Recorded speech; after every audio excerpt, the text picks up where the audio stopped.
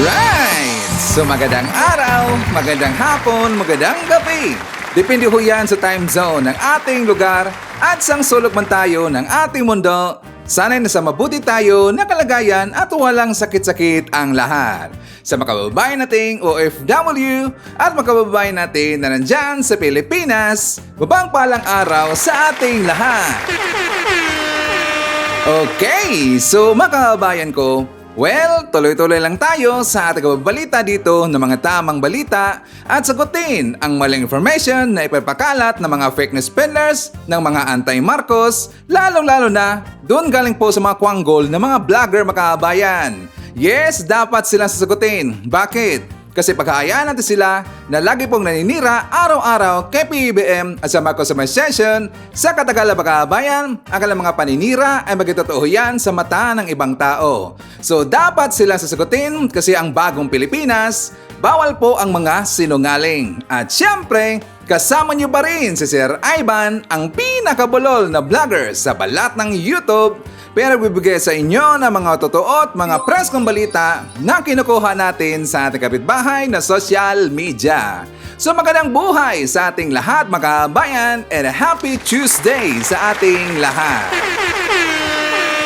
Okay, so before tayo mag-start mga kabayan, syempre, as usual, i-check more natin kung sinong nakapasok sa ating top 5 commenters doon sa ating last vlog. At dito sa isang listahan, ang nanguna po si Ma'am Maria Midasiplon. Meron siyang 58 na mga comments. Nandiyan po si Eduardo Cartera. Meron siyang 57 na mga comments. Benjamin Maypay. Meron siyang 30 na mga comments. Inge Mentisa. Meron siyang 30 na mga comments. And Julie Pintor. Meron siyang 35 lahat na mga comments. Again, kasama po sa ating mga accounts, mga viewers na nakapasok sa ating top 5 commenters. Thank you so much. At syempre, pasalamatan rin po natin ang lahat po natin mga viewers na mga silent dito sa ating channel, and also thank you so much doon po sa ating mga viewers na lagi pong nagla-like at saka lagi rin pong nagsishare ng ating mga videos. Thank you so much. At syempre, pasalamatan rin po natin ang ating mga viewers na hindi po nag-skip ng ating mga advertisements o mga commercials. Thank you so much. At syempre, i-acknowledge po natin ang ating po mga channel members. Nandyan sila si Barbara Butler, Susan Torres, Eva Ponsalan, Posong Inami, Edmond Castillejo, Lia Ann, Gold Digger, Samuel Membrado, Cosmo Defender, Fiz Calante, Rosetta Roel, and Biabi Bar. Pasalamatan rin po natin ang nabigay sa atin ng super thanks or pangkalamansi ni Sir Ivan. Thank you so much kay For Lovely Grandma. Nabigay sa atin ng $10. Thank you so much. At syempre, i-shoutout natin ang ating pong mga early birds, yung lagi pong nauuna sa pag-comment dyan sa ating comment sections. Nandyan sila si Rose Guevara, Len Gonzalez, Nonoy Floren Hills, Ren. Hi to Joey Tevez, Mayeth Cebuhano, Yolanda Talastas, Army Lagaso from Sacramento. Nandyan po si Romana Manuel, Leonardo Manansala, Moonflower, Susan Sikuan, Lenda Lim from the city of Ilagan, Isabela, and hi to Noel Narcida. Okay, so kumusta ang lahat mga kabayan? How are you today? Of course, kumusta po ang ating umaga or kumusta po ang ating pagising ngayong umaga mga kabayan? Kumpleto ba ang oras at ating pagtulog? At syempre, of course, I'm hoping na sana okay tayo ngayong umaga at meron tayong very energetic na aura mga kabayan. Katulad po kay Sir Ivan. Tsaka sa aking mga haters, I missed you already. Siyempre magkakabahan ko, pasisya kahapon kasi nga alam na ho natin, alam po ng ating mga viewers ito, yung mga matagal na dito, na kapag Sunday dito sa amin sa Saudi Makabayan, medyo busy po si Ivan. So kaya nga mahirapan tayo minsan sa pag-vlog po kapag Monday. Kasi kapag Sunday Makabayan, bugbog po sa trabaho si Sir Ivan, doon po sa aking workplace. So pasensya po. But of course, siyempre, kahit wala tayo kahapon, hindi po nakapag-vlog si Sir Ivan, monitor ko po lagi ang lahat po na nangyari dyan sa Pilipinas. Lalong-lalo na doon po sa pinagagawa po ng mga gonggong ng mga DD-sheds doon po sa Bustos, Bulacan, makabayan. Alam rin po natin, alam rin po ni Sir Ivan ang nangyari doon makabayan. Very dramatic daw. Yun po yung kadamahan talaga eh. Kadrama-drama yung makabayan. At saka, of course, alam ho natin yan na kapag ganyan kasi yung ipapalabas nila sa sa kanilang mga vlog makabayan, bayan ginigipit na kami dito, operation ito, suppression of rights nila na na magsalita daw, magpahayag ng kanilang mga damdamin, ang kanilang galit, gusto daw nila ipakita po sa sambayan ng Pilipino. Sambayan ng Pilipino, sila-sila yung makabayan. Pero bakit ko nasabi yan na yan po ay drama makabayan? Mamaya, ipapakita ko sa inyo isa po sa video na kung saan ito po yung maging well-explained kung bakit po yun naging drama makabayan, gawa lang po niyan. Pero, I am sure na most of you here sa ating viewer, nakita niyo rin po yung mga explanations, yung ibang mga video na ipinapakita po ng ating mga kababayan po, mga kasamahan ng mga pro-admin vlogger, na kung saan nadibang po sila kasi nga syempre may nakita tayo doon na doon po sa inarkilahan daw nila na lupa makabayan, yung private property. Pero lumalabas dito kasi, di ba nagpunta doon yung mismong council attorney ng may-ari makabayan. At saka doon po, syempre sinabon sila doon, sinupalpal, kasi nga agreement or nakipagkontrata yung grupo po ng TAPS o yung TAPS Coalition Makabayan kung saan sila po naghawak dito sa hakbang ng nausog ni Duterte. Yung grupo na yon, nakipagkontrata sila doon lang po sa isang caretaker makabayan. Caretaker lang, hindi mismo doon sa mismong may-ari. So mamaya pag-usapan natin yan kasi nga I am sure na merong ipapakita sa inyo na isang video na hindi nyo na po nakita po doon sa kabilang mga vlogger makabayan. 101 sure yan. Kasi nga ito po ito'y patunay natin, ating ebidensya natin na yung kabilang kampo na mga DDSets, yung mga DBS na mga vlogger, yung mga DBS na mga host, doon po sa Pilipinas nating mahal daw, sabi nila, yung sila si Ka-Eric, si Roque, si Badoy, at saka nandun po the other day, ito pong si Vic Rodriguez Makabayan. May mga nasabi sila doon at lalong-lalo na yung pong mga followers nila ng mga gunggong na mga oto-oto at maraming sinabi nito na hindi maganda po kay F. Lisa, kay PBBM at sa mga sumusuporta dito sa mga Marcos na kung saan i-debunk natin sa Makabayan. At dito po sa video na ipapakita ko mamaya, mapapahiya talaga, tatambling sa Makabayan. I am very sure, 100%, hindi nyo ito nakita po sa ibang vlogger makabayan. And also, pag-usapan rin po natin, kasi nga, syempre, nagsalita na po dito, ito pong si Basti Duterte Makabayan. Nagsalita na, kasi nga, marami silang nasaktan dito, na hindi po natuloy ang kanilang planong dramatic daw, na gagawin po doon na rally doon sa Makabayan, doon sa Bustos, Bulacan, na kung saan una lang sabi, party-party lang daw. Ang sabi lang, party-party daw Makabayan, kaya nga, nadala nila yung caretaker doon sa lupa na doon sa pagdarausan nila ng rally Makabayan. Party kasi ang sabi lang una. At yan po ay inamin nung caretaker. Sa kalaunan siyempre, kaya nga hindi yun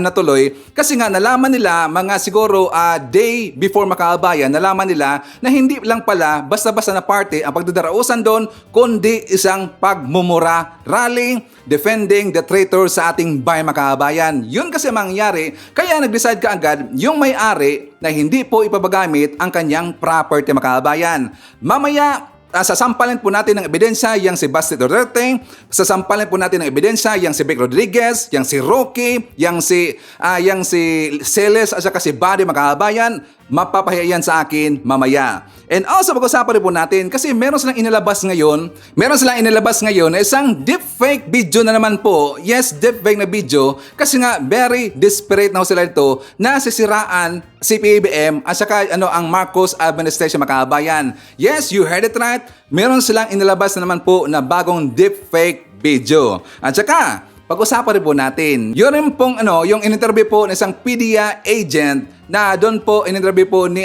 Hitad Makabayan. Yung PDEA agent Jonathan Morales na siguro alam ko po, nakikita niyo po yung lahat, yung interview po ni Hitad, na kung saan sabi pa nga nila Makabayan, katapusan na daw ni PBBM, ilang days from now daw, sabi nila, days from now, matatanggal na daw sa pwesto si PBBM kasi daw nagsalita na yung PDEA agent na pumirma at sa gumawa po ng dokumento nung hawak po ni Hitad Makabayan. Yan ang sabi nila, days from now, matatanggal na daw si PBBM. Yan daw ang pasabog ni Hitad Makabayan. Pasabog? Ang pasabog na yun, watusi lang Makabayan. Watusi lang yun. Kung bakit? Pag-usapan natin yan mamaya. At syempre, marami pang iba. Alam niyo po si Sir Ivan, marami itong binibitaw ng mga pasabog every time na maglalabas tayo ng mga bagong balita dito sa ating channel.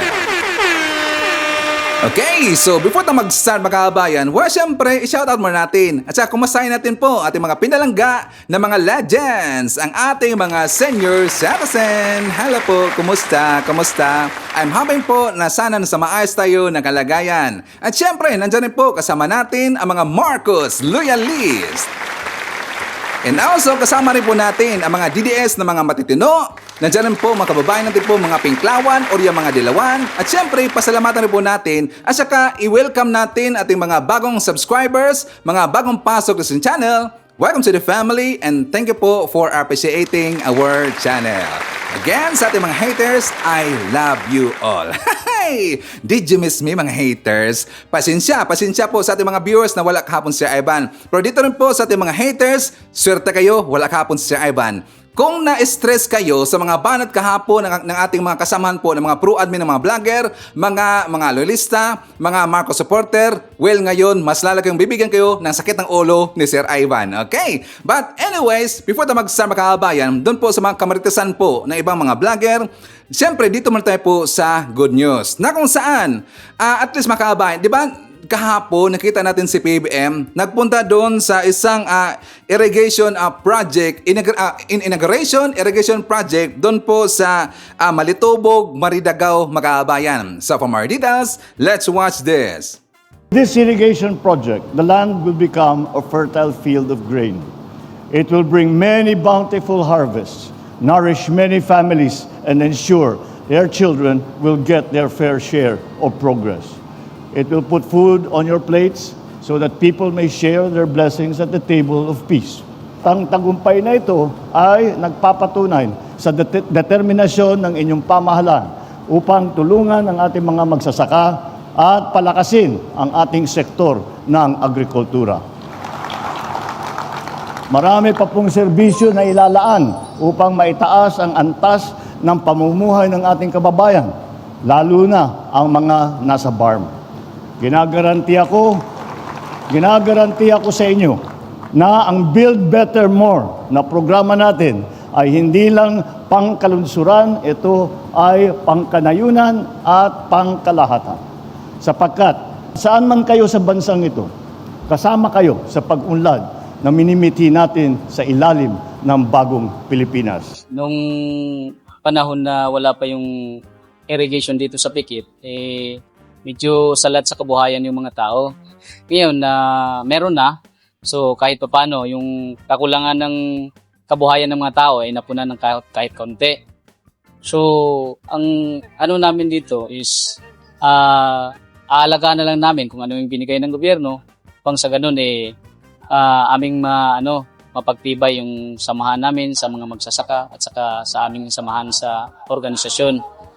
Kasi binigay ito ng gobyerno sa atin upang ating pagyamanin. Nagpapasalamat din kami na at least naranasan na namin ang magandang buhay. Kaya mayroon nang niya tuloy-tuloy na daloy ng tubig. So, medyo mabawas-bawasan na po ang krisis sa amin. Mahal naming Presidente Ferdinand Marcos, sana po pagpatuloy mo ang pagtulong sa amin para sa aming irrigation. Kasi malaking tulong ito sa amin. Ang mga farmers, hindi natin masasabi nga farmers lang, pero ang totoong buhay, ang farmers, kaming mga farmers ang nagpapakain sa mga tao. Kung walang farmers, kahit may pera ka, hindi ka mabubuhay kung walang farmers. Mga kababayan ko, like father, like son, kung ano po ang ginagawa noon ni Apula kay Makabayan, ginawa rin po dito ni PBM. Napansin ba natin, mahal po ni PBM yung mga farmers Makabayan. So, binigyan sila dito ng projects na nakakatulong po sa kanilang pamumuhay, sa kanilang mga farm, sa kanilang mga sa rice field nila, sa ilang mga produkto, o yung anumang mga kailangan natin po sa mga pagkain Makabayan. So, dapat, sakto po ang ginawa ni PBM, na dapat po talaga i-priority na dito yung pagtulong po ito sa mga farmers. Bakit? para magkaroon tayo dito ng rice sufficiency sa Pilipinas, mga kabayan. Basic need po ng mga Pilipino ang pagkain. So yan po ay isa sa mga flagship project po ni BBM ng Marcos administration. So palakpakan naman po natin yung mga farmers, mga kabayan. Okay? So sa panahon po ni BBM ng Marcos administration, na naranasan nila yung buhay na ganyan, mga kabayan, natulungan sila ng ating gobyerno. Okay? So for our time, mga kabayan, still a good news. Ipapakita ko sa inyo yung tungkol po dito sa update ng Kadiwa Store, mga kabayan, pati po dito sa caravan na ginawa po ng PCO. Yung kontra fake news, mga kabayan, kasi nga naglibot-libot sila doon po sa mga eskwelahan, at saka ipapakita ko po sa inyo yung bagong dumating po na kagamitan, na gamit po ng AFP, yung mobile radar, mga kabayan. For more details, let's watch this. Sa iba pang kadiwa ng Pangulo, patuloy din itong dinaragsa dahil sa murang bigas at para sulitin ang abot kayang presyo ng mga produkto. Yan ang ulat ni Vel Custodio. Papunta pa lang si Aling Marilyn sa kanyang trabaho, pero dumaan muna siya para mamakyaw ng murang sibuyas sa kadiwa ng Pangulo Store. Medyo mura po kaysa sa ibang store po, ma'am. Malapit lang po dito sa amin sa bahay. Unahin na sa listahan ng mga gulay at prutas, gaya ng carrots na mabibili ng 100 pesos kada kilo. Ang broccoli ay 120 pesos kada kilo. Ang sayote ay mabibili ng 45 pesos kada kilo. Ang pipino ay 180 pesos kada kilo. Ang repolyo ay 50 pesos kada kilo. Ang lettuce ay 120 pesos kada kilo. At ang Baguio beans ay 150 pesos kada kilo. Ngayong mainit ang panahon, i-ref agad ang mga tirang ulam pagkatapos kumain o kapag hindi na ito mainit. Pwede ring i-upgrade ang kaning lamig at iprito ito kasama ng iba pang mga sangkap. Mas mapaparami din ng kanin kung mas mura itong mabibili. Kagaya ng kadiwa ng Pangulo Store sa Albay, kung saan 20 pesos lang kada kilo mabibili ang bigas. Prioridad din ng mga 4-piece members sa makaka-avail ng bagsak presyong bigas. Samantala, mura pa ring mabibili ng mga regular customer ang kilo ng bigas sa halagang 35 pesos. Pinangunahan ng National Irrigation Authority ang pagbubukas ng kadiwa sa Bicol Region. Alinsunod ito sa layunin ni Pangulo Ferdinand Marcos Jr. na matulungan ng Irrigators Association sa ganitong paraan, mas murang maibebenta ang mga agricultural products na malaking tulong para sa food security. Upang masugpo ang paglaganap ng fake news, misinformation at disinformation sa bansa, umarangkada ang campus caravan ng Presidential Communications Office sa University of Makati. Yan ang ulat ni Ben Manalo.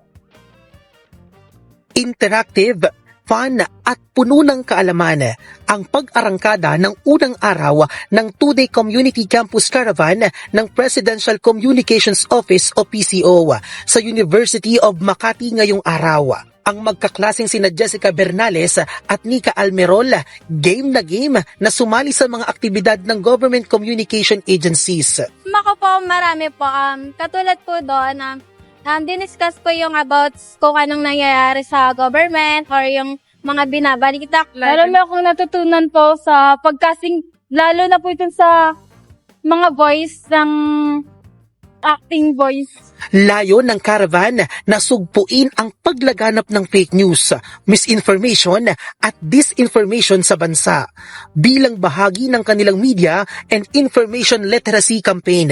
Yung pamahalaan ng PCO, inilalapit natin sa community, sa schools para ma-share natin sa kanila, ma-educate natin sila kung paano labanan ng fake news at kung paano nagtatrabaho ang PCO in information dissemination. Nilalabanan natin ang fake news sa pamamagitan ng paglabas ng tamang impormasyon. Pinilahan naman ang audition ng inyong People's Television Network para sa mga aspiring reporter. At isa na riyan ang 4th-year computer science student na si Shaina Binoya, na noon pa lang, pangarap na niya ang maging isang TV reporter. Ang fulfilling lang po sa akin kasi since junior high po nagbo-broadcast na po ako. So basically parang masaya po sa feeling na nakabalik po ulit ako naka-experience po ulit ako ng pagtatry. Nung narinig ko po yung may parang try po ng reporting, naging grab ko na po. Payo naman ng PCO para hindi mabiktima ng fake news. Read, but be choosy in picking up what to believe. Patuloy na aarangkada ang Community Campus Caravan ng PCO sa mga eskwelahan sa iba't ibang panig ng bansa. Dumating na ang pinakabagong mobile radar system na gagamitin ng militar para ma-detect ang mga barko o eroplanong papasok sa ating teritoryo. Posible raw itong i-deploy sa mga pinag-aagawang teritoryo sa West Philippine Sea kung saan madalas magkumpulan ang militar at Coast Guard ng China. Nasa frontline ng balitang yan si Mon Gualvez. Nadagdagan ng bagong mata na magbabantay sa himpapawid at karagatan ng Pilipinas ang Armed Forces of the Philippines o AFP sa pagdating ng pinakabagong TPSP-14ME Mobile Surveillance Radar System na binili ng gobyerno sa Japan. Ikalawang delivery na yan sa kabuuang 4 na radar na in-order ng Pilipinas sa ilalim ng Horizon Plan 2 ng AFP Modernization Program sa halagang 5.5 billion pesos.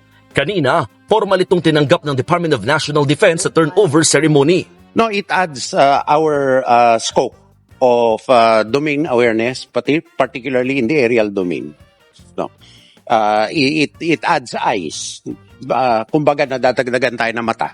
May instrumental range na mahigit 400 kilometers ang naturang radar. Ibig sabihin, kaya nitong ma-detect ang anumang eroplano, drones o barko na papasok sa ating teritoryo kahit hanggang 400 kilometro pa ang layo. Sabi ng Philippine Air Force, ito ang kauna-unahang mobile radar unit na binili nila para sa kanilang hanay. Dahil pwedeng madala o may biyahe sa iba't ibang lugar, itong mobile surveillance radar system lumalabas na magsisilbi rin itong backup, lalo't pagilino ng AFP, meron namang mga radar na nakapwesto sa mga strategic location ng bansa. Bagamat hindi direktang tinukoy ng AFP kung saan ito ipopwesto, maaari rin do itong dalhin kahit sa mga teritoryo natin sa West Philippine Sea. Nakatakda naman makumpleto sa susunod na 2 taon ang 2 pang fixed radar system mula Japan. Dahil lagi niyong inakasahan si PBM na isang korap na opisyal makabayan, isang korap daw na presidente, ganyan ba yung korap? Meron mang ganyan sa previous admin makabayan, isang mobile radar system ng AFP, nakaganyan ba yung previous admin makabayan? Yan ba ang korap? Nakatawa naman. Ang sarap talaga mang-asar makabayan, no? Lalo na kapag binabato nila ng mga paninira si PBM, binabato nila lagi po yung Marcos admin. Ang sarap mang-asar kapag meron tayong makita po ng mga good news na nangyari po sa ating gobyerno. So ngayon, upgraded na ang ating AFP, ang hanay po ng AFP, meron ng ganun po na klase na kagamitan makabayan na wala sa previous admin.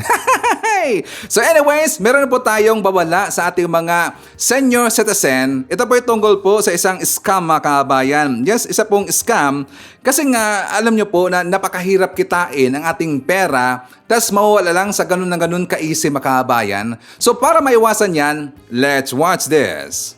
Nabudol ang isang senior citizen sa Quezon City. Pinaniwala siya ng scammer na may emergency ang kanyang kaanak para mahututan ng pera. Nasa frontline ng balitang yan, si Ian Suyu, exclusive. Mangyak-ngyak ang 68 anyos na babaeng ito nang dumulog sa tanggapan ng pulisya sa Quezon City matapos siyang mabudol. Kwento ng senior citizen, may tumawag sa kanya sa telepono kahapon.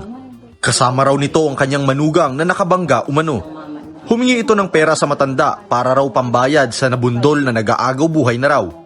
May iba pang pananakot na sinabi ang scammer sa biktima. Parang aligaga na ako talaga, hindi ko, kasi sabi niya duguan yung anak ko tsaka yung manugang ko. May sabi na sa pulis yung manugang ko, kung di ako makapagpadala ng pera, hanggang alas 5 na sila magsasara, hindi sila makakauwi, at yung manugang ko ikukulong, mga ganun ang sinasabi. Ay di ang ginawa ko, kumuha na ako ng pera, sarili kong pera. Sa pagkataranta, agad ipinadala ng senior citizen ang perang meron siya sa pamamagitan ng e-wallet. Umabot daw sa 37,000 pesos ang kabuuang halaga ng naipadala niyang pera. Huli ko na nalaman kasi parang natulala na nga ako. Hanggang sa dumating sila, hindi ko ano. Sabi ko, parang nung nakita ko ng anak ko, tulala na ako, wala na akong masabi. Ang ipinagtataka ng pamilya ng biktima, alam ng tumawag kung saan nakalagay ang kanyang pera. At kaboses rin daw nito ang kanyang anak. Sabi ko daw, Mama, nandyan yung mga pera sa drawer. May cash talaga, hindi namin maintindihan kung paano nila nalaman. Kasi ang sabi nung kausap niya, ito po ang sabi ng anak nyo, sinulat sa papel.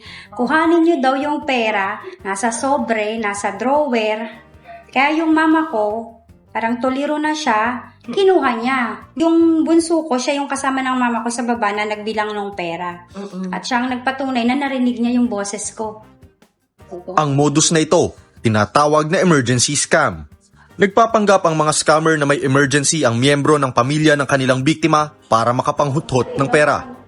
It's either kakilala nila yung biktima, kaya alam nila na siguro dahil mabait din, dahil narinig nila na at alam niyang may pera siya, nakita nila na ito ay pwedeng lukuhin at pagkakitaan, siya ang nabiktima nila. Labis naman ang panghihinayang ng nabiktimang pamilya, lalo't may pinaglalaanan dapat sila ng perang natangay ng nambudol sa kanila. Iniipon ko sana sa dibo ng anak ko. Sana lumaban lang sila ng patas, yung parang pagtrabaho sila, tapos ang ano kasi nun, yung trauma, yung sa magulang ko tsaka sa mga anak ko. Inaalam na ng pulisya ang pagkakakilanlan ng scammer na mahaharap sa kasong estafa in relation to cybercrime. So nakakalungkot makahabay na meron pong mga ganyan tao na mahilig po manloko ng kapwa makahabayan. So doon po talagang nakapagtataka dito bakit alam po ng tumawag na saan yung pera makahabayan. So probably 100% nakasama niya na po yung tao na yung makahabayan. So dito po sa mga senior citizen, dapat ingat-ingat tayo. Kapag meron pong ganyan na tumatawag sa inyo, dapat ipaalam niyo rin po sa inyong mga kamag-anak makahabayan. Okay? So anyways, doon na po tayo sa mga kamaritasan po ng ibang mga DBS na mga vlogger, yung mga anti-Marcos at gustong sirain po ang bansang Pilipinas. But for that, shout out natin, nandyan po si Noel Narcida, LC Adaman, Idna Akbayan, Aspernito, Papa Adelio, Evangeline Rerolle, Michael Becerra, nandyan po si Alan Ebrio, Tinkerbell, and Asinio Alberto. Okay, so una sa ating pag-uusapan makahabayan, ito kasing isang malaking mama na kasama po sa Banateros makahabayan, abay mukha talaga gonggong to makahabayan. Kasi nga nagalit sila na hindi po natuloy yung rally nila na doon po sa Bustos, Bulacan makahabayan. Pero ito kasing post po ni Boss Dede, yung Dede makahabayan, ang laking tao pa naman, pero ang utak nito singliit po ng ipis makahabayan or mas maliit pa sa ipis ang kanyang utak. Kasi ang sabi niya, hindi habang panahon nasa kapangyarihan sila. Dasal na lang tayo na last tulog na nila mamaya.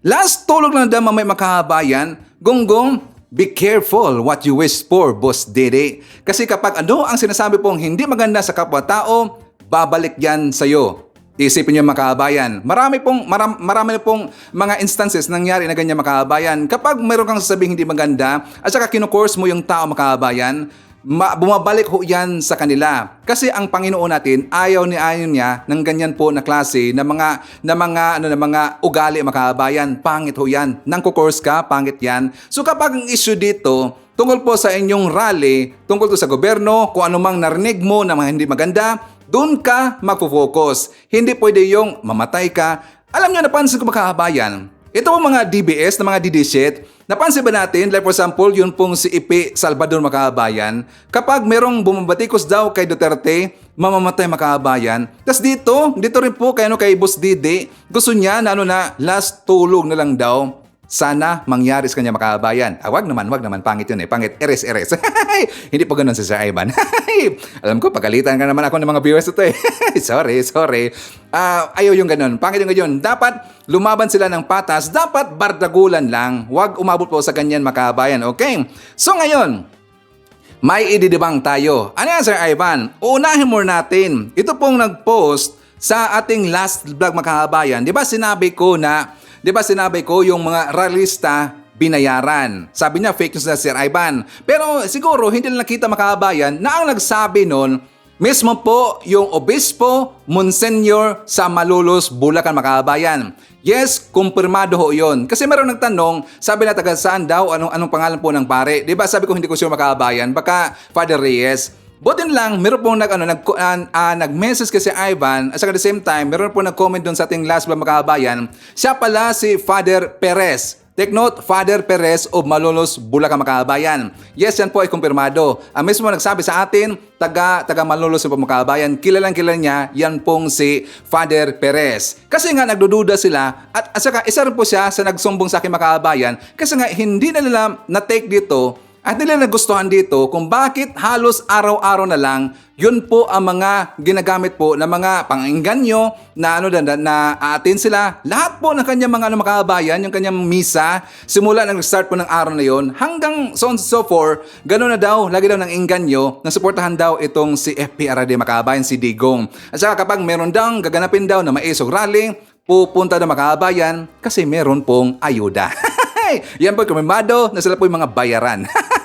Kung gusto mo ng ayuda, na pera, punta kayo sa Maisog Rally.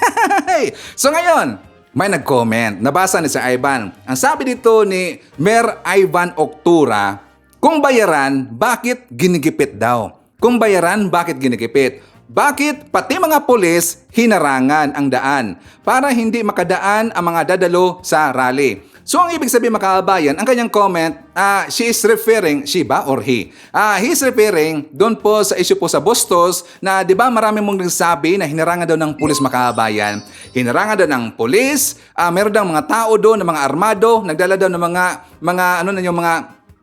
yung mga bakal daw na kahoy, yung mga bakal makabayan, parang gusto na silang doon, yung gugulpihin, yung mga nagpunta doon sa lugar po kung saan pagdarausan po yung hakbang na maisog sa Bustos makabayan, marami daw, 300 daw katao na makabayan. At saka doon po ang daanan, hinarang daw makabayan, hinarangan. So alam niyo po, nakatawa kasi dito. May papakita ko sa inyo na picture na kung saan, di ba sabi na makabayan, maisog daw sila.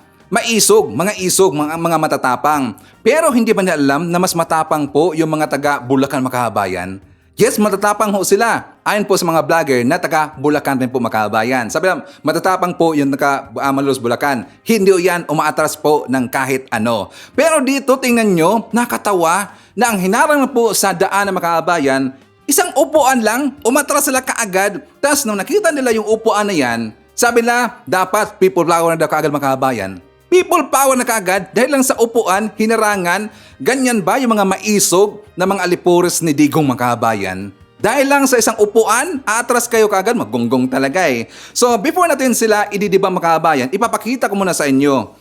Ito pong interview or programa po ni Ka-Eric saka si Badoy at saka na feature nila ito pong itong bisita nila makabayan, ito pong si Vic Rodriguez, kasi marami silang napag-usapan doon na kayang-kaya natin ididibang mamaya. Yes, ipaparinig ko muna sa inyo makabayan. For more details, let's watch this. Yes. Doon mo makikita na he was very fatherly. President Duterte was very fatherly. Claro. Yeah. Ayaw niyang may masasaktan, ayaw niyang magkiskisan yung mga provocateurs kasi nagpalabas na raw doon may sa mga ground. May mga sanggano. May mga We have goons. received mga almost 300 ang naganda ng tubo para magkagulo na parang dumayo yung mga rallyista at magkagulo sa Bulacan. Iyon ang ama ng Pilipino.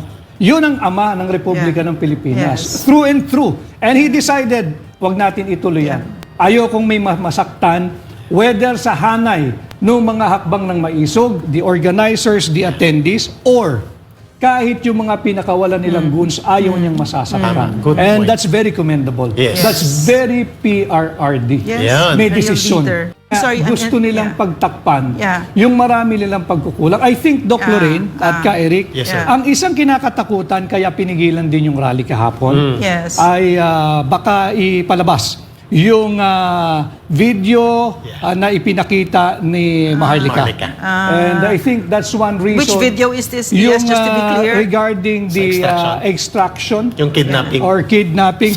Yung mukha ni Lisa. The one, the video sa talaga. Turkey. Yes. Sa Turkey. I think that's one of the key. Mukhang dadagsain ng tao yung rally kahapon. Yes. Mukhang tutumbok itong next video natin. Doon sa katanungan mo kanina, ang line of thought at ang aktwalidad, sino nagpapatakbo ng kanyang gobyerno, mukhang ito ang pinipigilan nilang mailantad ang ebidensya na ang nakikialam, nagmamaniobra at gumagawa ng modus operandi behind the powers of the President is not Marcos Jr. only, but included ang kanyang asawa na walang mandato at accountability at hindi tumakbo bilang kandidato, subalit abusadong gumagamit ng kapangyarihan ng Office of the President. Tunghayan po natin ito. Hi, Louie. How are you? I'm here in Bacolod, campaigning for my hubby, look, with Marie Chris and a bunch of gay people. But anyway, the reason why I called you is I have a favor to ask you. We gave all the documents, not to Mila, but syempre iba pag tumawag ka. A good friend of ours, Francis Chua, basically has a problem in Istanbul, in Turkey, so he went to court. The judge issued an order in his favor, so now we're just having everything authenticated so that it can be served in the embassy in Istanbul, right? So Mila has all the documents. I won't bore you with the details, but if you could call Mila and just give it a little push. Everything's above board, don't worry. I'm very good at that. But yeah, that's it. So I hope to see you soon. Okay, so sabi lang makaabayan. Sabi po ni Vic Rodriguez at saka ni Kairek na kung bakit daw pinigilan yung rally doon sa Bustos, Bulacan makaabayan kasi nga natatakot daw yung Marcos admin, mga Marcos or lahat ng mga sumuporta kay PBBM na makita daw yung pasabog na video ni Hita Makaabayan, yung KFL, yung tungkol po sa extraction ng isya Makaabayan. Ang cute ni Phil Makabay, no? Ang cute eh. Halloween! Doon sila nasasaktan. Kasi cute si FL eh. So, yun daw na video ang pasabog ni Hita Makaabayan, kaya daw pinipigilan yung rally. Putya, ilang beses ko na dito na play yung video niya Makaabayan. 'Di ba? Inunahan pa natin sila. Wala namang, hindi naman pasabog yun. Kwitis yung Makaabayan. Saan ba ang pasabog doon? At saan ba doon ikakatakot ng mga Marcos yung video Makaabayan? Samantalang, alam na hoon natin, ibig sabihin po yung extraction. At saka, bakit naman pumatakot ang gobyerno kung legal yung Makaabayan? Di ba nakita natin si FL na siya po ito humihingi lang po ng pabor doon sa kanyang kakilala Makaabayan kasi gusto pong tulungan ni FL ang kanyang kaibigan. Masama ba yun? Pero meron sila mga authentic po na mga dokumento Makaabayan. Di ba sabi po ni FL? So ibig sabihin yan, legal ho yung Makaabayan. At alam na rin po natin kung ano po ibig sabihin po ng extraction in military term Makaabayan. Kailan ba bang ulitin si Ivan? Hindi na siguro. Alam na ho natin yan eh. Kasi nga yung extraction Makaabayan, that is to secure a person or personnel from a dangerous situation Makaabayan. Saka ilipat siya doon sa mga medyo safety po na lugar. Yan po ibig sabihin po ng extraction. Okay? So ngayon, babalikan ho natin. Kasi sabi niya na kung bakit daw hindi daw ipinapatuloy ni Faraday yung rally doon po sa Bustos Makaabayan kasi daw ayaw niya magkakagulo dito. Ay daw magkiskisan dito o magkamasakitan pa. Yun daw ang iniwasan ni Digong Makaabayan. Mali. Yan po yung kasinungalingan. Bakit? Kasi kung i-analyze natin, ilan lang ba yung tao nagpunta doon sa rally Makaabayan? Di ba? Ang una doon napunta doon, yung siyempre yung mga organizers. At saka yung organizers, ilan lang po sa Makaabayan. Ilan lang po lahat. At saka hanggang dumating po yung mga vlogger, na ilan lang po yung mga vlogger nandun. At saka sila po si Vic Rodriguez, wala nga si Trexie, wala si Kairek, wala doon. At saka yung isa pa, yung mga vlogger nga sila si Joey, yung mga kasama nila. Sila lang po doon Makaabayan. So siguro baka na-late po o hindi pa dumating or nang dumating po, ilan na po doon yung mga ibang mga supporter doon, na mga uto-uto Makaabayan, nung nalaman po ni Digong na ang lit lang pala, hindi na pa ganun kadami ang nagpuntahan doon Makaabayan. So he decided na hindi na po ipagpatuloy dito. Bakit? Siya po ay nadog Makaabayan. And second, siya po ay napapahiya dito. Na hindi po ganun kadami ang nagpuntahan doon mismo sa rally Makaabayan. Na kahit diba isipin natin, sabi nila, maisog doon sa Makaabayan, mga matapang daw. Dahil lang sa hinarang po na trailer Makaabayan, di ba kinuyog pa nga nila yung driver doon, kinuyog lang yung driver Makaabayan. Teka lang, ipapakita ko lang pa sa inyo, baka kasi meron pa dito mga kasamahan natin o mga viewer natin na hindi lang alam po yung tungkol doon sa driver Makaabayan. For more details, let's watch this. Usapin natin lang, paparada lang po dito. Kamayari daw po. Ano paradang ganyan lang o iyaharang dyan? Hindi, wala pong sinabi na iba. Yun basta gagamitin yata nila. Gagamitin saan, sir? Walang sinabi po. Ha? Sino po nagtutusan nyo, sir? Yung mayari lang po. Mayari ng lupa? Ano sabi? Paano pagkakasabi nyo mayari ng lupa, sir? Sir, ano iiwan niyo po yung truck niyo, sir? Hindi, babalikan ko po yun. Paano pa pagkakasabi nyo mayari ng truck, sir? Ano mayari ng lupa, sir? Hindi po ako pwedeng mag-comment dun. Basta kung anong sabi, yun lang. Sir, parking po ba talaga yun o pansamantala lang? Pansamantala ka po yun. Mga hanggang anong oras, sir? Ang mayari lang tatawag sa akin. So kung bukas na lang tatanggalin yun, sir? Oh, may babiyahe ako eh. alisin niya. Ang daming sinasabi po, pasensya na po, media kayo. Salamat po. O di ba ang bastos sila mga kababayan? Kinuyog nila yung driver, i-driver yung mga kababayan kasi nga napag-alaman ho natin, yang palang area na yan, parking area pala yan kasi siguro mayroon pong negosyo yung may-ari dyan na mga trailers, siguro mga forwarders mga kababayan. So yan pala ay parking area. Pero kung napapansin natin, di ba hindi naman po ganun talaga yung hinarang, hindi naman po ganun harang mga kababayan. Bakit? Meron kasing daanan dito sa area at sa kabila rin po na pwede pa rin pong pagdaanan mga kababayan. Napansin ba natin yan? Ang ibig sabihin, hindi talaga hinarang totally. Kaya nga, naging L po yung trailer mga kababayan. Kaya naging L kasi meron pong daanan sa unahan, meron pong daanan dito sa may likuran mga kababayan. Pwedeng madaanan po ng mga organizers. So sabi nila mga kababayan, na bakit daw kinancel yung yung kailang gawing rally doon samantalang nakakuha na daw sila ng kontrata doon daw sa may-ari mga kababayan. Actually, hindi po may-ari ang kanilang kausap, kundi ang kausap nila yung pong caretaker lang po mga kababayan ng kontrata. Siguro ang naisip dito ng caretaker na yan kasi ayon po sa mga informations na nasagap ni Sir Ivan, ang informations po nakuha doon is parang party lang, isang party lang. Yun po ay po sa caretaker mga kababayan. So hindi niya pala naisip, hindi niya alam na ang gagawin dyan ay isang nausog rally mga kababayan. Yung pagmumura rally naman po. Kaya decide kaagad po yung may-ari ng lupa na hindi po ipapagamit mga kababayan. Kasi nga para maiwasan nila yung kaguluhan. Kasi alam po nila kung ano pong maidudulot ito na kaguluhan gawa po ng rally ni mga kababayan. Alam na ho nila. At saka yung taga Busos Bulacan, na nahimik sila dyan, namumuhay sila ng tahipik dyan, tapos guguluhin ng mga kababayan, magkagulo lang dyan dahil po sa mga DDS o dahil po ni Digong. Pero kung napapansin po natin mga kababayan, di ba sabi nila na hindi daw ipinatuloy ni Digong yung rally dyan sa Bustos para hindi magkagulo. Hindi daw magkakagulo. Pero alam nyo po, si Digong ay sabi nila only a guest speaker mga kababayan.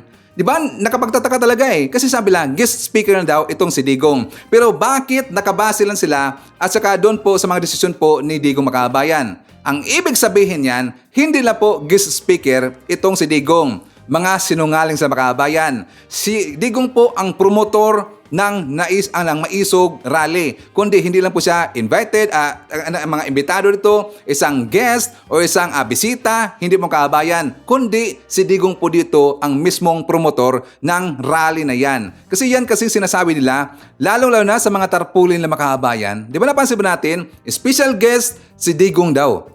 Pero hindi siya special guest dyan. Siya po talaga ang promotor. Para lang po maging safe dyan itong si Digong Makabayan. Okay, so ipapakita ko sa inyo. Kasi lagi lang iginigiit na nakakuha na sila ng permit dito or may silang kontrata dun po sa may-ari. Pero ito po ang ebidensya Makabayan. For more details, let's watch this. Mamaya na po siguro sa... Hindi, okay lang yan. Kasi ano po Hindi, okay na. Pero for the meantime, we are giving you 30 minutes to cook. Hindi na. Okay? Ayaw po. Paki-pull out lahat to. Hintayin lang po natin sila. No. We cannot. Sandali. You have to pull it out. Kung if ever na mag-agree ulit kayo, you can go here. Pwede po sila... SMNI kung intervene si attorney para at least madinig din po yung side nila. Di ba? Hindi, okay. We are willing anytime. Basta ang request lang natin yan, just to avoid any untoward incident, para huwag naman kami madamay dito, paki-pull out. So we are giving you... Sir, ano pong dahilan sir? Ba't ipo-pull out po? Ayun yung mayari. Ano yung napag-usapan sir? May papel na po na Idemanda nyo to. Hindi, magpa-demanda ka. Hindi kasi niyo ako pag-usap. Idemanda nyo to. For breaching the contract. Tama yan. Pasok sa kontrata. Hindi mo alam. So, we are now going to the police station. And if you will not pull out, then, okay, that's your own risk. Okay? Ikaw, Michael, kasi pasok sa kontrata. Pero sir, sino naglagay ng tarpaulin dyan sir? Sa labas? Ako, Atty. Jose Cruz. Ako yun. Ginagalitan ko na ako. We are giving... Aalisin nyo, hindi. Pakitanong lang kung aalisin o hindi. Papunta na po yung namin para makausap din. Sige, andun ako sa munisipyo. Okay po. Sige po. Pero for the meantime, pull out. Kami, ano na, ipo-forward natin yung ano. Pag nandito na po si May reklamo ako. Attorney Cruz, kailangan na po ng lawyer. Hindi pa, wala pa po sa attorney fixing. Kailangan po ng lawyer na para Okay. sa atin. Andito na po yung lawyer po. Okay. Sige, tapos ka. Okay po.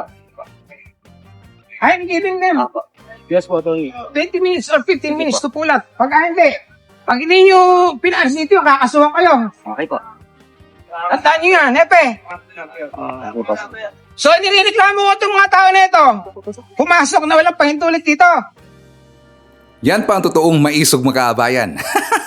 Di ba sabi ko sa inyo, maisog yung taga Bulacan taga Malolos at saka yung mga taga Bustos mga kaabayan. Di ba maisog talaga Kahit siguro si Digong hindi niya kaya yung harapin mga kaabayan. Di ba maisog talaga Yung mga organizer hindi na kaya, yung mga vlogger walang imik doon. Wala sila doon sa isang council attorney na si Cruz Makabayan. Kasi nga nagalit po ito si Cruz kasi hindi po alam ng may-ari na may kinontrata pala. Ito pong isang kanilang caretaker, yung si Michael yata yun Makabayan. May kinontrata na sabi na party daw pero rally pala. Maisog rally. Kaya nga nag-untol kaagad yung may-ari Makabayan. Kaya nga sinabi doon kaagad sa kanyang attorney na hindi po ipapagamit ang kanyang property para maiwasan po yung kaguluhan Makabayan. Kasi alam po ng may-ari po ng property na gulo lang po ang idudulot po ng maisog rally Makabayan, yung nausog rally. Okay? So mandidibang na tayo na hindi po to nakita nyo sa ibang vlogger Makabayan. Ano yan, Sir Ivan? Di ba naalala natin, sinabi po ni Ka-Eric Makabayan na ginulo na daw sila ng kapulisan, meron daw ditong mga bandido na mga taong may dalang mga mahabang tubo Makabayan. Nalaban natin yan. Di ba sinabi niyan? At saka talagang tinatakot dito yung ibang tao. Kaya nga maraming nagalit dito sa Marcos admin Makabayan, sa gobyerno natin, kay PBBM, kay Felisa, kasi daw doon po sa mga kapulisan, hinarang daw ng pulis, saka meron daw 300 lahat ng mga taong, mga bandido, may dala daw ng mga tubong mahaba Makabayan. Si Ka-Eric ang nagsabi niyan. Pero alam niyo ba, si Ka-Eric wala doon Makabayan. Take note, wala doon si Ka-Eric. Kundi binigyan na sa dito ng fake news ng isa pong vlogger. Ngayon, itong si Badong Makabayan nadulas. Kasi kanina, siyempre narinig ko Makabayan na pinanood ko ang kanyang live kasi nga nagpalabas sila dito ng kanilang hinanaing na dahil daw hindi po natuloy ang kanilang rally, hindi daw sila makakit over Makabayan. Hanggang meron pong nagtanong sa kanya na totoo ba na merong mga tao doon at may mga tao doon, marami nagdala daw ng mga tubo Makabayan. At ito po ang kanyang sagot. Yung sa tubo, wala po akong nakita ron sa area. Wala pong tubo ron. Yung may mga taong nakahawak ng tubo. Wala naman ako nakita. Ang nakita mo talaga sa bakod nakasampay yung mga malalaki na hindi pinagagamit na may-ari, yung walang parang no trespassing ang nakalagay. Tapos alam mong bago. Kaya lahat po ng mga dadaan doon, hindi siguro tuloy ang rally. Oh, di ba? Di ba? Sinungaling sa Makabayan. Si Badong nadulas. Pagkakala kasi nila, hindi po nagmamasid si Sir Ivan. At saka binalikan ko Makabayan, abay wala ng portion na yan. Baka siguro sinabihan po ng kabilang ng kanyang kasamahan po na vlogger, ay Badong nadulas ka. Dapat tanggalin mo yan. Tingnan nyo, mga haters, yung mga viewer po ni Badong, tingnan nyo kung nandun para ba yan. Tinanggal Makabayan. Pero na-screen record na ni Sir Ivan. Siyempre, wais tayo Kasi sabi ko, abay, iba to Kasi narinig ko sabi ko, boy, abay, scope yan. Yan pong patunay natin na sila po yung nagsinungaling. Sinungaling po si Ka-Eric Makabayan. May dala daw na mga tubo, 300 katao Makabayan. Tapos sabi po ni Badong, wala doon Makabayan, walang tao daw nang dadala ng tubo. So yun ay fake news. Pangalawa, sabi nila, hinarang daw sila ng kapulisan Makabayan. Di ba sabi nila hinarang daw ng kapulisan? At saka pati po yung daanan, hinarangan daw para daw hindi makapunta doon ang gustong dumalo daw doon sa rally Makabayan. Yan po ay kabaliktaran. Sino nagsabi, Sir Ivan? Ito pong si KPL. For more details, let's watch this. Sabi-sabi na hinarangan di umano itong mga kasada na ito. No? Pakinggan natin ang panayam. bigla kasi may nag-report sir na yung daw pumupunta rito, hinaharangan. Hindi, pwede naman po. Pwede Oo. Pero pag kasi mapupuno po yan eh. Mahirap po, mapupuno. Tayo rin po mahirapan, sir. So sir, hindi po ito, sir, itong paghaharang di umano hinaharangan para mapigilan ng pag-rally. Hindi po. Okay, maraming Napasin ko lang, marami po kanina may dumating na SWAT po sa okay lang sir ha? Yung doon sa... hindi po alam kasi dito po kami dito ka nakasay. Okay, no problem sir. Thank you very much. Apo, sir. Sir Spirito, thank you very much. Thank you sir. Maraming salamat po, sir. So ito ho, ayan mga ganap mga kababayan.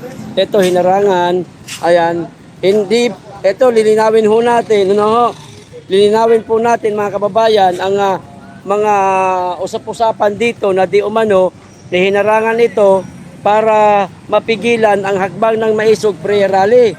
Hindi po ibig sabihin ito hinaharangan ho ito ng mga ating kapulisan para mapigilan, hindi po.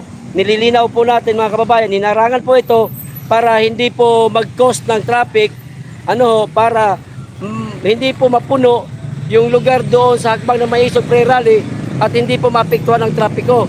So sa madaling salita ho, patutuloy ho talaga itong ating prayer rally Galing pa ako Mindanao, sir.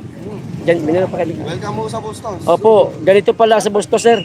Mababait ang mga tao, lalo mga kapulisan at dami mga gandang chicks, sir. Salamat po sir. Munyakis. Kung ano ang lang poon at saka yung pastor nila, ganoon po yung mga follower mga kabayan. Ang chicks pala hinahanap lagi dyan na PL. Ganyan ba yung klase ng mga vlogger gusto niyo? Di ba? Yung mga tao dyan sa Bustos Makabayan, mababait ho yan. Pero huwag niyong galitin yan. Iba kung magalit sila makabayan. Di sabi kasi niyo mga maisog So yan po i-confirm. Nakakatawa makabayan na yung mga banat ng kanilang mga host, sila si Celes, si Badoy, si Vic Rodriguez, yung iba pa na mga mapanira po ng mga taong nilalang na mga salot ng lipunan ng makabayan, ang susupal pa sa kanila mismong kasamahan po ng makabayan. Di ba? Sabi ko sa inyo, nagmamasid si Ivan Yan ang maganda. Salan po dito ang susupal pa sa kanilang makabayan. Yan po ang ating ebidensya. Isampal natin yan sa kanilang makabayan. Mga pasaway kasi. Di ba? So anyways, alam naman po natin na sila po yung mga talagang napakasinungaling. Gusto na po nilang guguluhin dito ang ating bansa makabayan. Gusto na po nila ito na maraming magalit po kay PBM, samantalang ang bait po ni PBM, nagtatrabaho lang po ating gobyerno, nagtatrabaho lang po si PBM, at saka wala pong iniisip si PBM kundi ang kapakanan po ng mamayang Pilipino makabayan.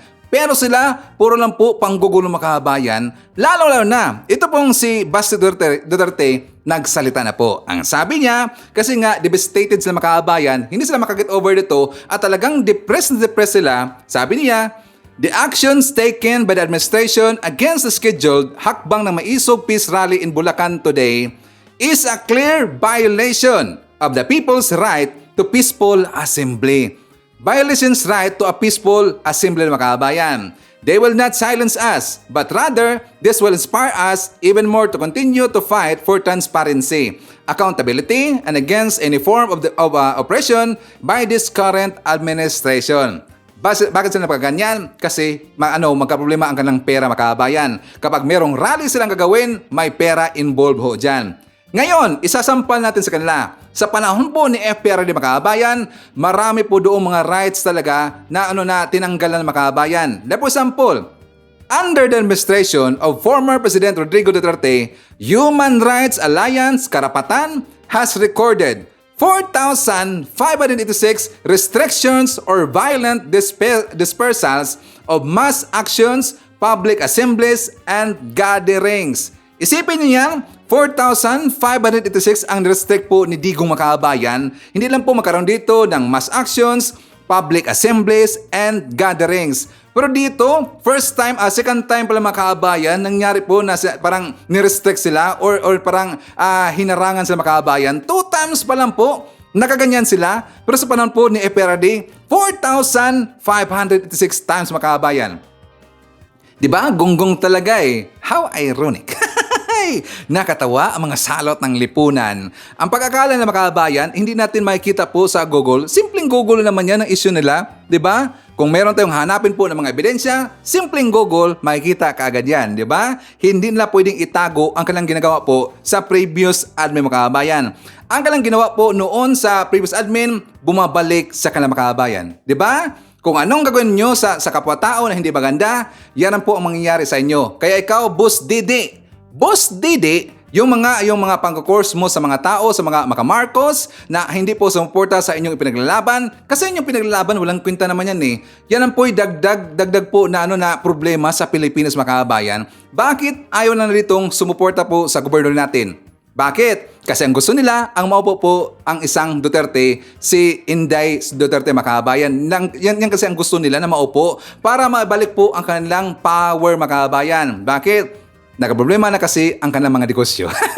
Ang kanilang pangurakot. Nagkaproblema. At saka wala pong naupo sa kanilang grupo, mga kababayan. Kaya kinukurs po ang mga Marcos ni Boss Dede. Yan po ay babalik sa kanya, mga kababayan. Boss Dede, tandaan mo yan. Ngayon, maipapakita ako sa inyo, mga kababayan. Si Sir Ivan, isa na pong gonggong na isang supporter, mga kababayan, na merong sinabi ito na hindi maganda dito po kay FL Lisa. Kasi ang sabi niya, mga kababayan, na talagang sinabi niya hindi maganda. Ginamit niya ang word ito na butod. Ginamit niya ito si Felisa. Basta marami siyang sinabi hindi maganda, mga kababayan. Kasi nga daw, na-depress sila kasi malayo pa daw sila. I think Marinduque yata ang kanyang na-mention dito. Malayo pa daw sila. Pumunta na daw sila dyan po sa Boses, Bulacan para atin daw ng hakbang ng maisog. Pero ang nangyari, hindi natuloy, mga kababayan. Sino ang sinisisi na dito? At saka ang iniisipan nila dito na hindi maganda, mga kababayan? Si FL Lisa at saka si PBM. For more details, let's watch this. Masama, syempre masama. Kasi ang ano lang namin dito na gusto namin maipahayag yung mga naramdaman namin, yung mga na-experience namin ngayon. Tsaka ang lalayo ng mga kasama ko eh. Yung sa isang kasama naman sa isang van, may nanggagaling ng Marinduque, Pasay, nakikita lang kami doon sa ano. Alam mo yun, nag-i-import kami. Pera namin, ay Lisa, makinig ka! Pera namin ginagamit namin. Bayad sa van, bayad sa driver, pagkain namin. Pera namin yan. Tapos ginigipit mo pa? Anong problema mo? Makinig ka dapat. Ang yabang-yabang mo, ang butod ka. May araw ka din. Kala mo. Martial law. Kasi kita mo, karapatan nating magpapahayag pero hinaharang tayo. Talagang ano sila eh, kulang na nang mag-declare mismo si BBM ng martial law. Kasi wala, ginigipit na niya lahat. Ito na nga sinasabi ko, lahat ng kumakampi sa katotohanan, ginugurgur nila. Lahat. Gusto niya sila lang. Saan exactly doon ang katotohanan na sinasabi po ni Digong, mga kababayan? Saan doon exactly ang sinasabi nilang katotohanan na pinagsabi po ni Celes, ni Badoy, ni Hitad, ni Vic Rodriguez, at saka ni Glinda Chong, ni Rocky, mga kababayan? Saan doon ang katotohanan? Diba? Puro na po paninira, mga kababayan. Puro na po paninira. Kasi gusto lang makabalik po sa posisyon. Bakit? Nagka-litsi-litsi na sila, diba? Kasi nga, unti-unti itong nababalatan po ang totoong nangyayari, ang kailangan ginagawa po sa previous admin, mga kababayan. At saka unti-unti na po ditong nalalaman po ng taong bayan kung gaano ka-traidor yang si Digong. Tapos ngayon, sinisisi nila at saka parang nag-isip sila na si FL po ang gumawa, mga kababayan. Anong kinalaman ni FL dyan? Isamantalang meron pong may-ari, yan pong private property po na pagdarausan ng kanilang rally, mga kababayan. Ang pumigil dyan, mismo po ang may-ari. Kasi ang may-ari po dyan, ayaw po nang masangkot po sa makaguluhan kasi nalaman nila, nung una kasi, mga kababayan, party na daw ang sinabi, pero nung nalaman nila na yan pala ay hakbang ng mga nausog, mga kababayan, which is pagmumura na naman, puro lang panglalait, pangalipusta, aapakan na naman dito yung pagkatao ng ating gobyerno, ng ating presidenteng si PBM, si FL Lisa, wala namang iba. Yan ang po lagi lang isisigaw, mga kababayan. Kaya pinigilan sila ng may-ari at hindi rin po alam ng may-ari na meron palang kumontrata na ganyan, mga kababayan. Diba? So ipapakita ko rin po sa inyo yung vlog po ni Mike Abby, mga kababayan, kasi meron siyang panawagan sa ating Pangulong PBBM. So for more details, let's watch this. Paninindigan ko po pinaninindigan ko po yung aking unang panawagan kay Pangulong Marcos, Mr. President, na dagdagan pa po ninyo ng tapang o ipakita yung talaga hong kailangang naaayon sa batas na magdisiplina sa mga tao. Lalo na po yung mga below the belt or sobrang paninira sa iyong pamilya, sa iyo mismo bilang Pangulo ng Bansa at sa iyong pamilya, kasama siyempre ang First Lady Lisa Araneta Marcos. Kaya ko po sinasabi ito dahil naniniwala po ako na yan ang gusto ng mga Pilipino. Dagdag na tapang, dagdag na liderato na hindi naman pananakot kung hindi pagbibigay lang po ng disiplina at pagrespeto sa ating mga batas at bilang Pangulo ang Office of the President. Kaya ko po sinasabi dahil yan po yung until now ay panawagan. Nakikiisa dahil ang aking pong pinanghuhugutan, Mr. President, ay galing mismo sa aking monitoring sa mga mamamayang Pilipino. Gusto po nila ay huwag niyong palampasin ng ganun-ganun lang ang mga nanlalait sa inyo, ang mga nagbabastos o walang respeto sa inyo. Dahil ang nasasaktan po, Mr. President, ay ang inyong mga followers, ang Marcos supporters, Marcos loyalists at matitinong Pilipino sa panlalait ng mga anti-Marcos o yung ayaw tanggapin until now ang inyong liderato dahil sila may mga personal at political interest na ang gusto lang nila ay palitan kayo at maghawak sila ng kapangyarihan. Kaya hindi naman po namin at hindi ko po kayo inuutusan bilang respeto, kami po ay umaapila lang at nakikiusap na rin, lalo na ang channel na ito. Kung may papakita po ninyo, Mr. President, ang dagdag na ipin pa, ang dagdag na tapang pa, mas lalakas po ang suporta sa inyo ng taong bayan at ng international community. Maniwala po kayo. Kung hindi man ito nasasabi sa inyo ng inyong mga advisor, kung kulang o walang sinasabi ang inyong mga political advisor or media advisor, ako po voluntary sinasabi ko ito. Yung kapakanan ng Pilipino, yung gusto ng mga Pilipino, ay bawasan po ninyo ang inyong kabaitan at inyo pong papanagutin na at harapin.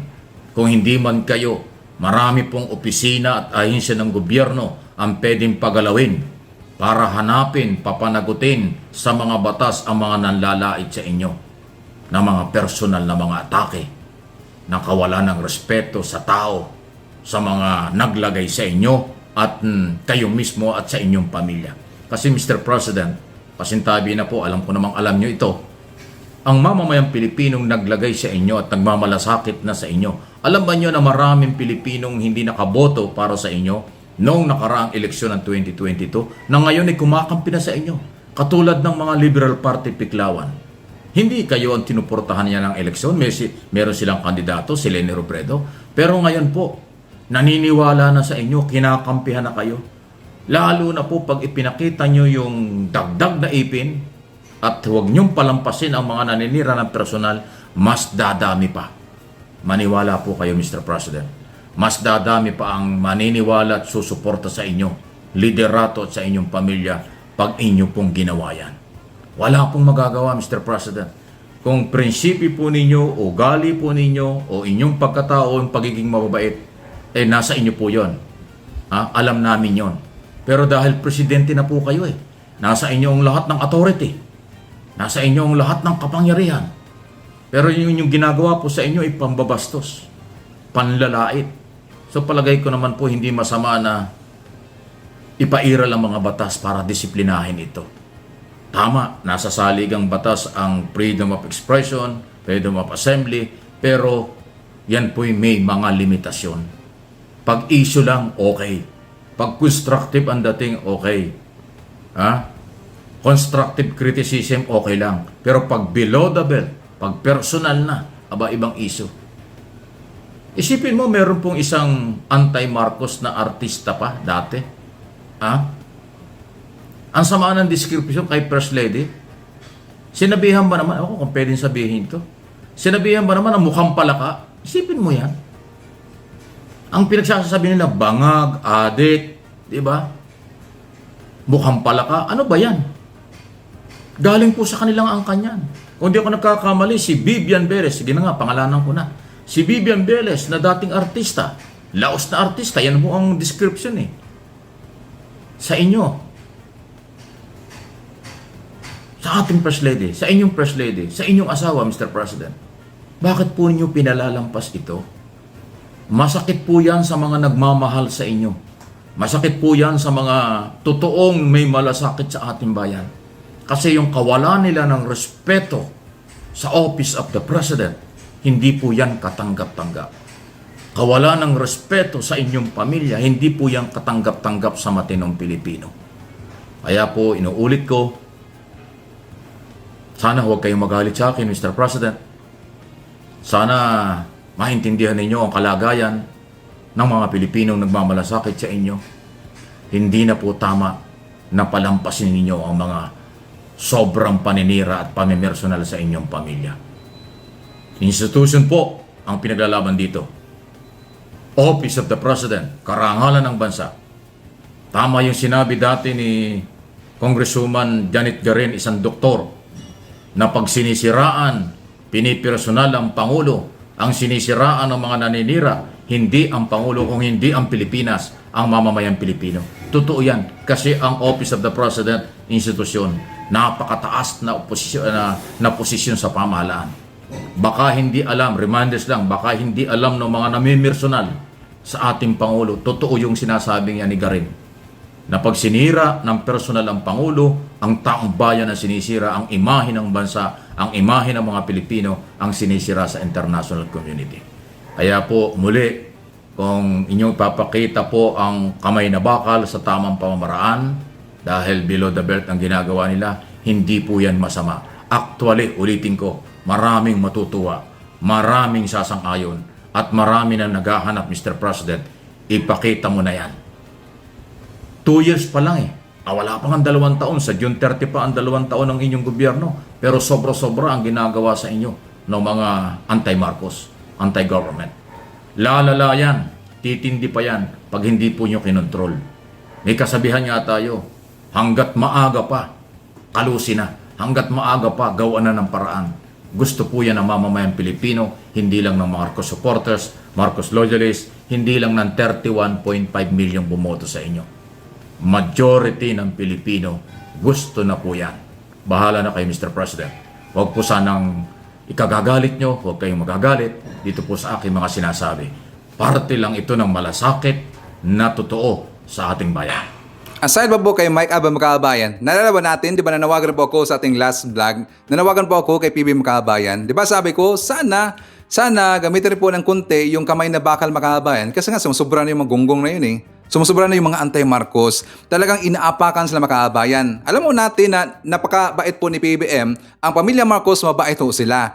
Pero siyempre, ang masasaktan dito, yung mga supporter Makabayan. Mga loyalista, mga Marcos, yung ibang mga naniwala po kay PBM at talagang mahal po si PBM. Sila po yung mga, o tayo po yung mga nasasaktan Makabayan. So sana po i-considered po no, ni PBM kahit kunti man lang. Dapat meron na pong kamay na bakal Makabayan. Kasi nga, order ko lang po dito, sumusobra na po sila Makabayan. Lalo na, meron pong gumawa po ng isang deepfake na video at ginamit nila ito pong si Apula kay Makabayan.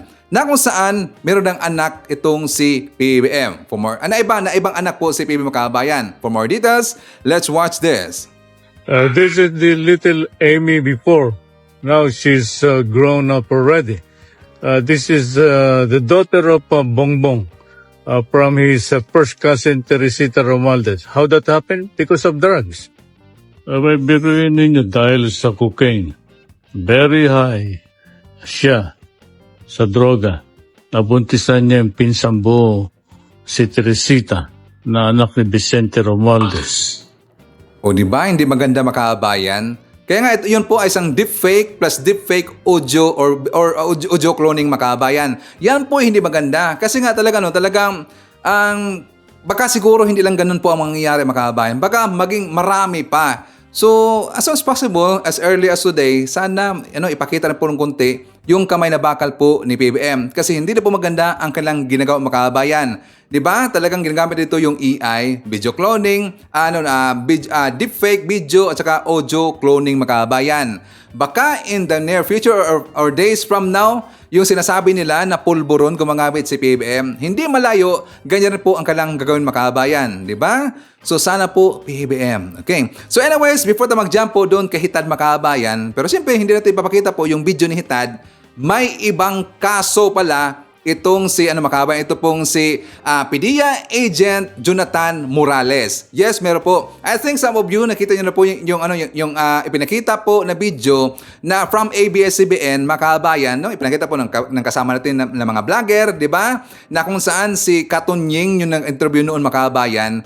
way back how many years ago? 5 years ba? Or not 5 years, I think mga 10 years ago mga kababayan. But before that, shoutout natin, nandyan po si Emmy Mapalad, Cecilia Manaksa, Belinda Dizon, nandyan po si John Wick, si Jedi Aishi, hi to Jemson, Regen, Jeriel at Jim, nandyan sa Cute Cebu City. That is greetings come from Rodolfo Randada Rabor of Tansa Cavite. Hi to Ashen, nandyan po si Alfredo Agolto, Helen Cabayao, Simply Tukis Vlog, Gayatin Esterlita, nandyan po si Evelyn Garcia, Jelen Quezon, Ruby Tabilin, Alicia Leak, Lia Carascal, Victor Robin, Rolanda Ulay Diaz Agpawa, hi to Marquez Hernandez, Edwin Salamanca, Gemma Sampilo Camarines, hi to M. Sarino, Rolando Conanan, Victoria Asman, Guts Child, nandiyan po si Erwin Sinorin, Gerald Argel, Noel Narcida, and hi to Belinda Dizon. Okay, so kaso mga kababayan, yung pong in-interview po ni Hitad, na kung saan una, 'di ba, in-interview siya ni Hitad mga kababayan. Tapos tinanong siya ni Hitad na hindi ba daw siya nagagalit kay Hitad mga kababayan nung time po na inilabas niya in public yung pong mga dokumento from the PDEA.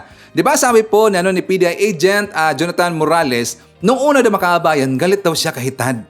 Nagalit siya kay Hitad at talagang nanlamig daw sa mga kababayan. Kasi nung nakita daw niya yung dokumento na gawa niya daw mga kababayan, siyempre delikado ho yun. Kasi marami daw masasangkot doon mga kababayan. Mamiligro daw yung buhay ng isang special agent nila. Yung siyempre pati na po itong si mga kababayan, ito pong si Jonathan Morales, mamiligro daw ang kanyang buhay dito. Pero alam niyo po, feeling ko parang drama to mga kababayan. Yes, parang drama to. Bakit? Kasi nga, paano nakuha dito ni Hitad yung dokumento mga kababayan. 'Di ba sabi niya, napilitan siyang lumantad in public at saka may plano po siyang dadalo ngayong araw kasi yung hearing mga kababayan, doon po tungkol ito sa drug issue po ni PBBM, pati po doon yung PDEA na nakuha po yung dokumento mga kababayan. Dapat daw mayroong managot ayon po ni Jonathan. Dapat daw mayroong managot. Pero doon natakot si Hitad mga kababayan. Nakita ko sa kanyang mukha, natakot itong si Hitad. Baka talagang masama siya dito sa kakasuhan po dito ni Jonathan Makabayan, ni Jonathan Morales. Baka makasama itong si Tad. Well, I'm sure kasama talaga ito si Tad kasi siya po ito yung naglahad po in public. Pati po yung taga PDEA kung saan nakakuha nung alleged nakakuha po yung ebidensya Makabayan. Pero nakakaduda, bakit? Sinabi niya, meron kasing mga picture si PBBM at saka itong si Maricel Soriano Makabayan na gumawa daw na humititit daw ng white substance na alleged pulburo Makabayan, meron daw picture. Sabi niya, nung before daw siya umalis doon sa PDEA Makabayan, nilagay rin daw niya doon sa isang office na kung saan iilan ng tao makakapunta doon at saka hindi daw basta-basta makakuha po ng mga dokumento doon Makabayan. Mga espesyal na tao or yung mga selective lang daw na mga tao Makabayan. Alam nyo, nagdududa ko dito na siya po ay may dala po na dokumento niya mga kababayan. Or baka siya po nagsabi doon po kay FPRD na sangkot or meron pong nasama po sa listahan itong si PBBM sa PDEA Makabayan. Yan po ang nasa isip ko. Baka ito po'y gawa-gawa lang po nila, drama-drama lang, pero noon pa man, siya talaga ito yun ang pindot siguro doon po kay FPRD at baka siya rin po dito ang nagbigay po ng kopya doon po kung sino pang nagbigay doon kay Hitad Makabayan. Kasi nga sabi ni Hitad na anonymous daw na name ang nagpadala sa kanya. Playing safe siya Makabayan. Ngayon, titingnan po natin ang kredibilidad ito pong isang PDEA agent, mga kababayan. Ayaw ko lang po ipakita yun, no, yung video ng ABS-CBN, ng ABS-CBN, mga kababayan. Kasi nga ilang beses na ako nadali ito sa ABS-CBN po ng mga video. Kaya inarate ko lang po. So alam na po natin na ito pong si PDEA agent, si Jonathan, mga kababayan, na kaya pala natanggal siya last 2013 kasi meron siyang kaso na nang huhut-hut, mga kababayan. Siya extortionist, kumbaga. Kasi nga meron pong isang mga drug suspect na kung saan talagang pinipirahan ng mga kababayan. Like for example, naalala ba natin yung ginawa nila na pre-operation report po, yung hawak po ni Hital, mga kababayan? 'Di ba? Nakalagay doon na ang pwede lang gawin nila is only surveillance at saka casing. So ito na po yung kanilang ginagawa doon po sa mga taong sa tingin nila baka involved po sa drugas, mga kababayan. Ginagawa rin po nila ng report na ganyan, and after that, pupuntahan nila at saka kikikilan nila ng pera, mga kababayan, kapalit hindi po ang kanilang pangalan in public or baka pakakawalan sa mga kababayan. May kapalit po na pera. 'Di ba kumanta po yung kasamaan po doon sa isang drug suspect? So ngayon, nalantad po yan kasi nga kumanta po yung isang kakilala siguro yon or baka kapamilya ng mga kababayan na nagbigay talaga sila ng 8 million pesos doon po kay Jonathan, mga kababayan. Kaya nalaman ho yan ng taga-PDEA kasi nga nung una 15 million pesos pero sila ay tumawad, mga kababayan, hanggang umabot po ng 8 million pesos only ang kanilang extortion doon po sa isang drug suspect at meron pong ebidensya. Kaya siya tinanggal po sa serbisyo, mga kababayan, kasi siya po ay extortionist. Diba? Marami kasi akong narinig ng ganyan na kung saan baka yung iba po ng mga siguro mga alagad ng batas o sa PDEA na kapag meron silang malaman dito ng mga malaking tao, ng mga drug lords o mga drug suspect pa lang, baka pinipirahan ng mga kababayan. Yan po naisip ko noon kasi nga nakikita natin yan sa mga movie. Diba? Sa mga movie meron yung mga kababayan. Totoo pa lang nangyari na ganyan at yan po ay nangyari doon po mismo kay Jonathan. Okay? So ngayon, 'di ba hindi po nabanggit ito sa ibang vlogger yung ibang kaso, mga kababayan? Hindi nyo ba alam na meron pong kaso last year, ito pong si Jonathan, mga kababayan, na isang estafa? Yes, merong estafa siya na kaso, mga kababayan, last year. So ayon dito sa balita, this is March 8, 2023, dismissed na PDEA agent Timbog, mga kababayan. Sabi dito, isang controversial na dismiss na agent ng PDEA ang naaresto ng mga tauhan ng San Fernando City, Pampanga, PNP at ipiniit sa Pasig City Police Detention Center dahil sa mga kasong inihain ng PDEA at ng mga government prosecutors laban sa mga big-time drug personalities. Sabi dito, nabatid na si Jonathan A. Morales, 58 years old, ay inaresto sa bisa ng warrant of arrest na inisyu laban sa kanya kaugnay ng mga kasong kriminal na kanyang kinaharap gaya ng false testimony sa ilalim ng Article 180 ng Revised Penal Code at paglabag sa Section 91 at 92 ng Republic Act 9165 o the Comprehensive Dangerous Drug Act of 2022. Nitong Lunes, last year, mga kababayan, March 6, ay pinasamantalang nakalaya si Morales makaraang maglagak ng 120,000 na piyansa. Pero ito ang kasunod, mga kababayan. Si Morales, na sinasabing overstaying president ng Parkwood Greens Executive Village Homeowners Association, ay inaristo sa Pasig City Hall of Justice Complex noong March 2, 2023, last year, sa Barangay San Nicolas, Pasig City ng grupo ng Pampanga PNP agents na nagsilbi ng warrant of arrest na inisyu ni San Fernando City, Pampanga Municipal Trial Court in Cities Branch 4, presiding Judge Honorable Jocelyn Gamboa de los Santos noong April 3, 2017, napag-alaman na ang presensya ni Morales sa Pasig City Hall of Justice ay resulta ng reklamong estafa, mga kababayan, na inihain laban sa kanya ng isang lot owner sa Parkwood Greens Executive Village at membro ng naturang Homeowners Association kung saan siya ay sinasabing overstaying na bilang Pangulo dahil ang kanyang termino ay natapos na noon pang Hunyo 2022, mga kababayan. Siya po ay nakasuhan po ng estafa last year. Maraming kaso pala itong si Jonathan Morales, mga kababayan. Aside pa sa isang extortionist, abay, estafa rin po ang kanyang kaso mga kababayan. Tapos ito ang kinuha nila, pasabog daw ni Maharlika mga kababayan. Alam nyo, basag na kaagad ang kanilang pasabog to ni Hitad. Kredibilidad pa lang po ni Jonathan Morales, wala mga kababayan, piking-piki na. Ito po ay talaga bolilyaso na ho lahat. Tas ngayon, sabi nila, ito daw ang pasabog po ni Maharlika na magpababa daw sa presyo, na mabababa daw sa posisyon kay PBBM kasi ito daw ang mabibigay dito ng liwanag na si PBBM ay sangkot daw sa drugas mga kababayan at dito mananawagan daw sila ng people power at saka kung ano man ang makuha na dito na information dyan po sa gagawin po na hearing ngayong araw mga kababayan, gagamitin nila na para daw ipapa-impeach itong si PBBM. Diba sinabi na ho yan ni Sal Panelo mga kababayan na kahit po na merong na-involved to sa issue po sa drogas itong si PBBM, diba hindi daw yan grounds para daw mapa-impeach ang isang presidente mga kababayan. Yan po ang sinabi po ni Sal Panelo. Baka nakalimutan lang mga kababayan. Diba? Yan po ang kanilang panawagan. Ayan po ang kanilang banat ngayon. Hindi po mapababa itong si PBBM. Bakit? Siya po ay hinahalal po ng taong bayan. Siya po ay inilagay po ng taong bayan dyan po sa kanyang posisyon bilang isang presidente. Kapag guguluhin nila si PBBM at saka magkaroon sila dito ng people power, dadaan mo na sila sa mga loyalista mga kabayan. Dadaan mo na sila sa 32 million po na bumoto po ni PBBM.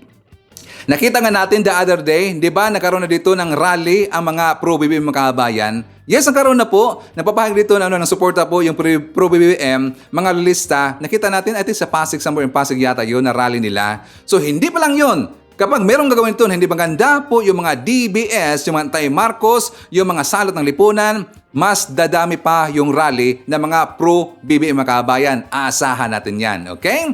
So anyways, any comment, suggestion, or reaction po sa ating mga topics ngayong araw, please feel free to comment dyan sa baba at babasahin nyo yan mamaya ni Sir Ivan, okay?